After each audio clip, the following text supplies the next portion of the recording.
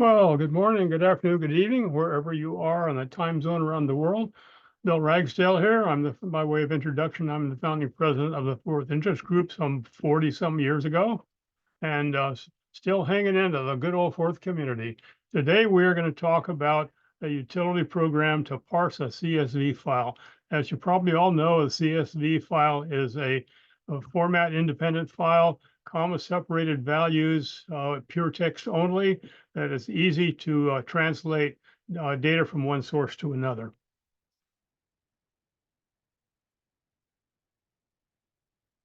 So the overall project is to accept the CSV formatted file as an input.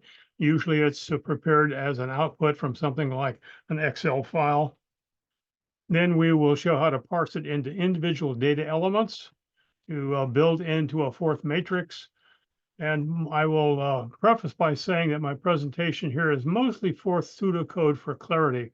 I had looked at several different ways to express this information. As you'll see, one of the elements is the railroad chart diagram, but I also looked at D charts, pure fourth, and I finally came back to fourth pseudocode as it shows the logic, shows the flow, and is quite readable. So the project consists of three levels. First, we want to parse the file into its data elements. Then we adjust for reserved characters because within those data elements, we'll see how the reserved characters come into play. And then finally assign a format to the data elements. Inside an Excel spreadsheet, invisibly, the format of each cell is maintained invisibly, and that information is lost in the CSV file. So we have to restore it later by looking at the data itself. Reserved characters, in this case, the comma, as we know, separates each data element. The data element, of course, is ASCII text. And between each sequence of ASCII text, there is a comma as a separator. What happens when a comma exists in the text itself? In that case, then we can put flag characters on the outside on each end. So we put a double quote at the beginning and the end, and that indicates that the text in between is a literal string. Regardless of what is there, use it as is. What if there's a double quote within the literal string? Well, that is represented by two double quotes. And finally, the end of line is demarked by an ASCII character return and line feed. So here we see what a source file looks like. The upper half is taken from an Excel spreadsheet. And so we see there are 5 columns which cover the information input with a header on each showing the date, time, name, age. And the irregular column at the end is the odd cases and is used for testing. Below that is the view that you see looking at the ASCII characters of the CSV intermediate file. And notice at the end of each line, there is a CRLF, and there is no leading comma. So the comma goes between each of the data fields, but does not occur at the end before the CRLF. This is what our output would look like, where we have simply taken all this information, parsed it out, and then put it into the proper columns. And within fourth now, we have reconstructed the Excel original. As I said, I looked at several ways to express this information, and I began with the railroad track method. This was developed by Niklaus Wirth, used for Pascal back in the early 1980s. I found out, though, once I got into parsing with if, ands, begins, loops, and so on, it got a little cumbersome to express. So here we see the top-level syntax for the file itself. The first row is a header or a label row. So for each element of text, that could be followed by a comma. So you see the little railroad track curving around through the column back to the text for the next element. At the very end, when the text is exhausted, the output goes to the CRLF and with no leading comma. That leads around to the lower half, which is the data portion. The upper portion, of course, is one line only. The bottom line, of course, is however many lines of data we have. Again, for each text element. It is delimited by the comma, as we see. When the line is exhausted, we'll reach the CRLF. And if there are no more lines, then it passes to end of file. But if there are lines left, then the line curves around to the bottom. That's labeled new line, back to the start of text. And now a new line is lined up for processing. These are the examples that we'll input. The top line, which has the quote, the X's with the comma, is what we would see on the input ASCII text. And the bottom square is what we would like to be in our fourth matrix. So the purpose here is to strip away the outer double quotes and just leave the internal XXX, comma, XXX. The algorithm here is upon an initial double quote, all the text is considered to be literal text until the closing quote, which is discarded. The second case of irregularity is what if we have a double quote inside the literal structure? So here we see a double quote, 3 X's, 2 double quotes, the X's and a quote at the end. And of course, that double quote in the middle is translated to become a single quote, as we see on the output. So the algorithm here is that within a literal text, 2 double quotes denote a single double quote. And it gets a little extreme because what if the literal text has a quote at each end? So in that case, there are 3 quotes at each end. The first quote says, this is literal text. The next 2 quotes said, this is a single quote here. The text goes along till the end.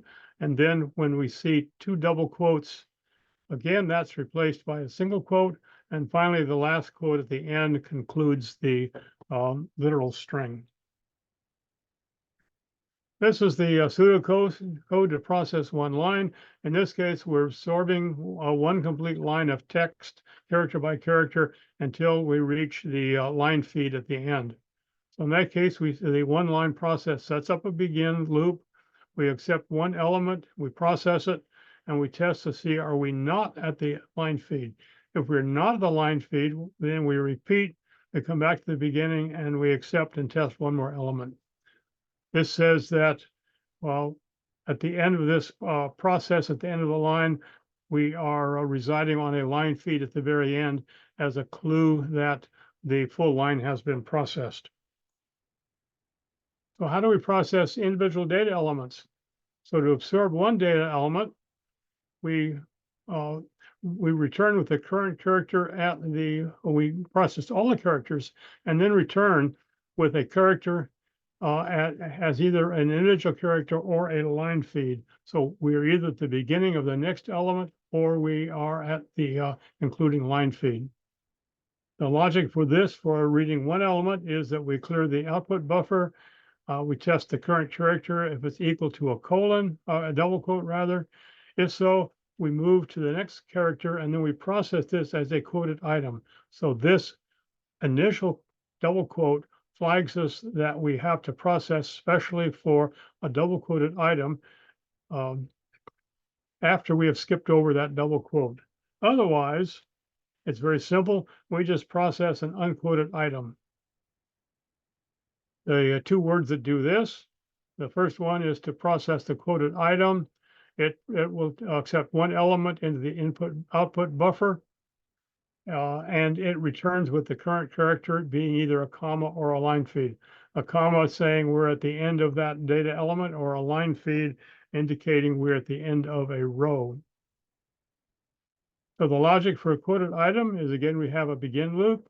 We test the first character, see if it's a carriage return. If it's a carriage return, we then skip ahead to the line feed, which will follow, and we exit and return back again, which says the line has been completely processed. If we test that character and it's a comma, then we know we've reached the end of one data element. And so in that case, we move to the next character and we exit and again return back to the calling outer loop. If the current character is a quote, then we have to take that special step of stripping away the quote and replacing it with a single quote. So in that case, we pass a single quote to the output buffer. And if it is not a double quote, then we just pass the character to the buffer and continue and move to the next character and repeat again. So there are two internal tests that were done. Otherwise, we are absorbing character by character. A similar process handles the unquoted items, which are actually similar. In this case, we again process one data element into the output. And when we exit that, we'll either be at a comma or a line feed. We'll be at a comma if we have continuing characters, or we'll be at a line feed if we are at the end of a line. So for an unquoted item, we begin by testing the current character. If it's a character return, if it's a character return, we know we're at the end of a line. So in that case, we step ahead to the line feed and exit back to the calling routine, and it knows the position we're at because it is now set to a line feed. If that is not the case, we test to see is the current character equal to a comma. If it is a comma, then we move to the next character and exit and return back to the calling routine because we still have more data fields to go. And otherwise, we take the current character to the output buffer and we move to the next character and repeat again. So you see how we're stepping character by character across, keying off of the character return or the comma or just a plain character itself. So in this case now, at this point now, we have the full line translated into our fourth buffer, and we want to go make a pass through that and identify the data types and then translate those or transfer those into our matrix. So the default data type is text. And if we scan a particular data element and we find a /, we realize it's a date. If we find a colon, we realize it's time. If it is purely numbers with no alpha and no other punctuation other than a decimal point or a comma, then we assign it as a number. And there are other formats could be available. HTML could be an email address, and each of these is programmed separately as a fourth word. So we see the process we've done. We've set up a simple parsing arrangement. It operates at a couple of different levels. It accepts the CSV file, translates character by character until we finally reach at the character return line feed at end of file. There are many subtle variations in the CSV format. They have been developed over time, but things are pretty well honed in on the one that I think we covered now. This is the one that is output by Excel. It seems to be the most general. To research some of the other formats you might run into, see Wikipedia. And again, I think Excel seems to be quite robust. It will accept many, many variations, but the one that I've given here is what it outputs. So thank you for your rapt attention today.